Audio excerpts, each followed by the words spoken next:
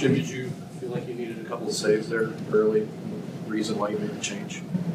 Yeah, I mean, that and just wanted to switch momentum. You know, we had a couple of games earlier in the year where I wish I would have done more, and I didn't want to have any regrets. So made the switch.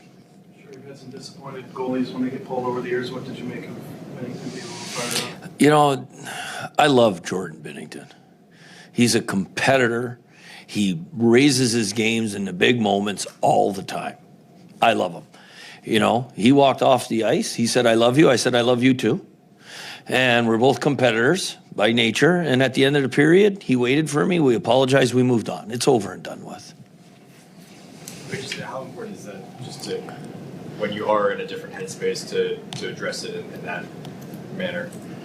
Well, it's just, you know, the professionalism that you expect from someone like Binnington, and as well as let my own ego go and just go into him. You know, the same thing. It's important that you deal with it right away. So there's, you know, anytime you have to deal, I don't love dealing with conflict, but in life you have to deal with conflict, and you deal with it right away, and nothing festers then. Considering Hofer got the shutout Saturday, did you consider going back with him again tonight? We did, but his previous win was a shutout too, and we went back with him, and we didn't win the following game. So that was the logic behind it. Benner had played 4 great games in a row for us. So with the power play tonight, 0 for 6, what did you want more of on that unit? More of an attack mindset, convergence at the net.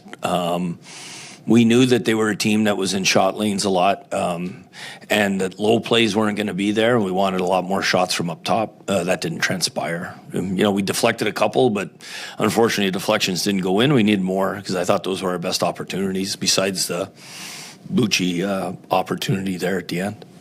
Did you feel like you had sufficient looks in the game? Just again, not able to... I didn't think we were patient enough offensively. You know, that's a team that plays its own defense. They flex out and they protect the middle of the ice. And when they're protecting the middle of the ice like that, if you don't have a play, forcing it to the middle is not going to work. And unfortunately, we forced too many passes to the middle instead of going up high and trying to pound it from the middle or put it back behind the net and coming out the weak side. We went out the weak side 2 or 3 times. We had really good looks. We had the 6 look early in the game, and that shift at the end of the second was the kind of things we were trying to game plan for, but we didn't do it often enough. Can that lack of patience also apply when you got the puck on your stick in front of the net, because it seemed like there were a lot of open looks missed?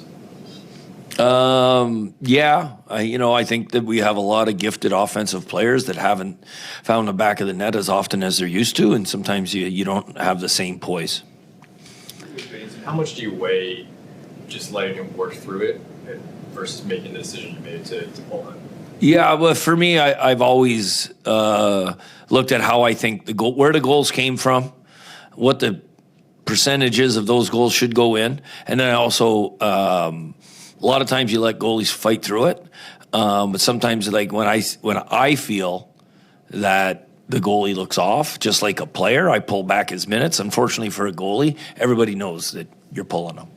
You know, I sit Bucci or Thomas for 2 minutes. They don't play 19 minutes. They play 17 minutes. No one really notices.